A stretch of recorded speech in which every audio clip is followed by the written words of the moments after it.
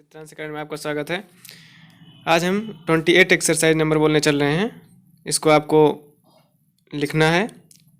एकांत में बैठ करके कॉपी पेंसिल ले करके आप लिखें, और अगर कोई आउटलाइन जो है छूट जाती है तो उसको बाद में उसकी प्रैक्टिस करें, और नहीं बना पा रहे हैं अगर कोई आउटलाइन तो उसको कमेंट बॉक्स में कमेंट करके पूछ सकते हैं। और हमारा तो यही राय है कि आप कोई भी डिक्टेशन लिखें तो उसको अभी जो है अगर आप नहीं स्पीड में लिख पा रहे हैं, अगर प्रैक्टिस नहीं है ज़्यादा, तो उसको 3-4 बार जो है प्रैक्टिस पहले से कर लें। मिनिमम 3-4 बार तो ज़रूर ही कर लें। तो चलिए बोलते हैं, रेडी स्टार्ट। उन्होंने कहा कि यह सुखद संयोग है कि नेताजी जन्मशती समारोह ऐसे समय पर आयोजित किए जा रहे हैं जब देश स्वतंत्रता की स्वर्ण जयंती मना रहा है।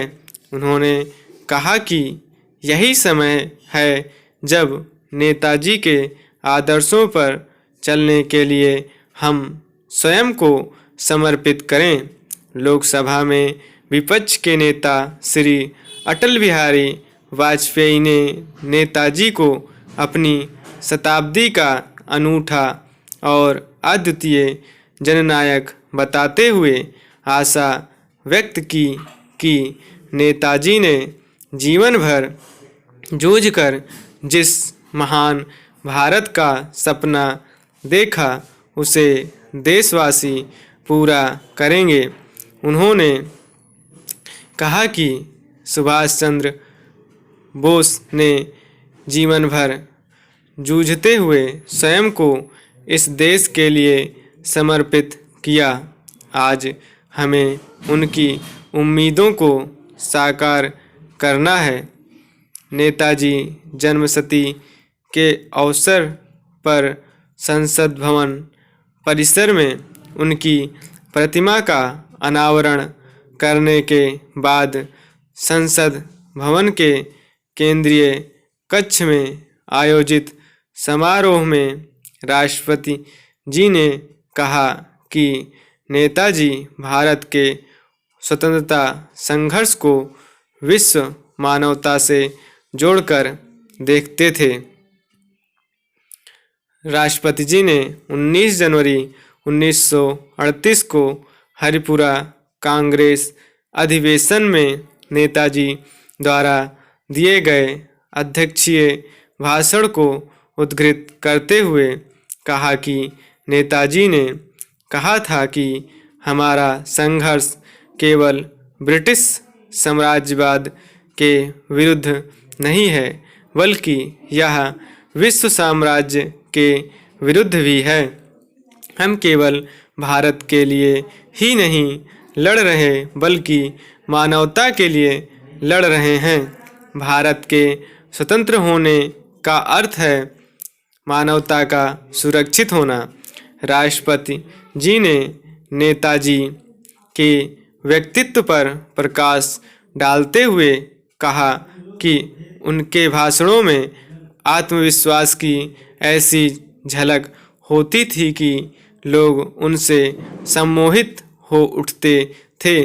उन्होंने कहा कि अपने उद्देश्यों के प्रति बिल्कुल स्पष्ट और अडिग नेताजी कभी भी विचलित हुए बगैर लगातार अपने काम में लगे रहते थे।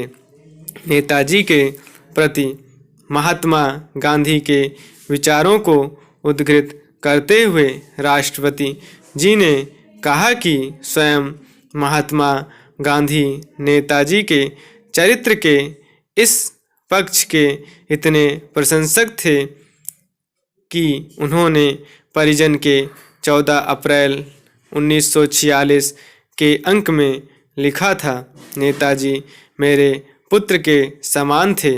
राष्ट्रपति जी ने नेताजी को साहस की प्रतिमूर्ति और कर्मठ स्वतंत्रता सेनानी निरूपित करते हुए कहा कि नेताजी का जीवन उन्हें किसी वीर काव्य जैसे मालूम पड़ता है।